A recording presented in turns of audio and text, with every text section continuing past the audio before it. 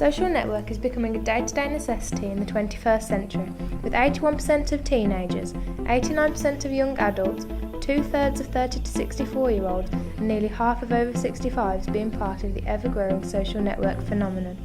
Over the past decade, popularity of different sites has grown vastly, with only 1 million Facebook users at the end of 2004, and by March 2013, this had grown to 1.5 billion users. With the endless possibilities that it brings, it can either be a positive or a negative device, depending on the individual.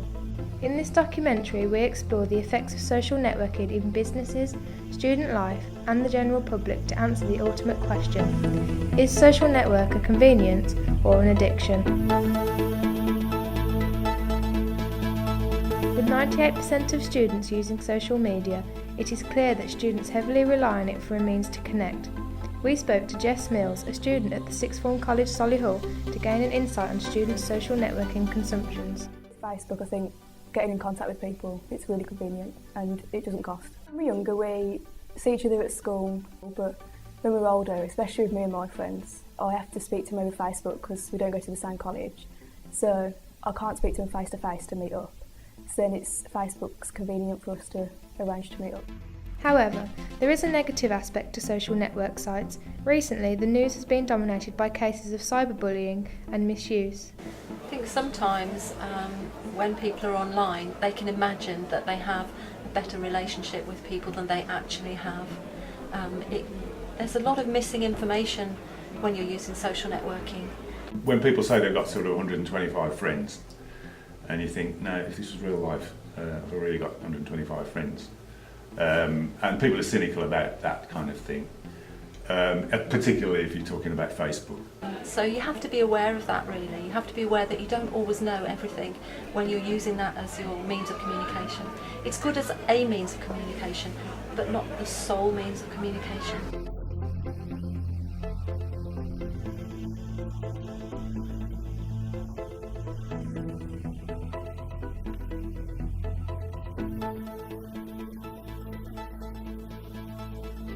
"20 years ago there wasn't social networking, so it wasn't an issue, but there's always complications in relationships when young people are going through their teenage years. I just think the problems are probably different.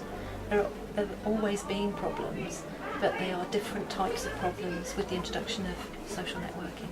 In terms of students' productivity at university and at college, it may have some bearing on it. I think that potentially it can have a damaging effect because it's one of the many distractions in this day and age, in this sort of digital age, where people are prone to, well, the temptation to use a phone in a classroom and a learning environment is huge. Social networking might interfere with studies.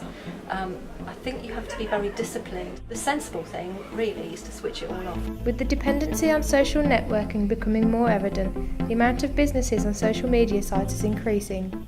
Using social media allows a broad reach of audiences, with 500 million Twitter users around the world. This allows advertising on a global scale. We visited Solihull Town Centre to interview the CEO of Sustain, a business that promotes volunteering opportunities. It's becoming increasingly important for businesses to have a social networking presence. Every business needs to consider whether that would be an appropriate channel to market for what it is they're trying to sell. I personally use Twitter myself as a means of getting some of the key messages out there that I think are important on behalf of our company.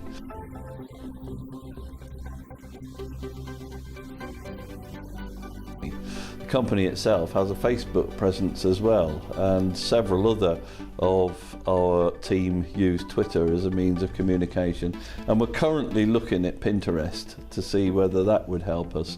We have a feeling that when it comes to getting in touch with the grassroots of communities, which is a part of what we need to do as a channel to our market, then that could be of increasing importance. After the break, we visit Direct Holiday Homes Limited, an independent online business, and see how they've used social networking to their advantage.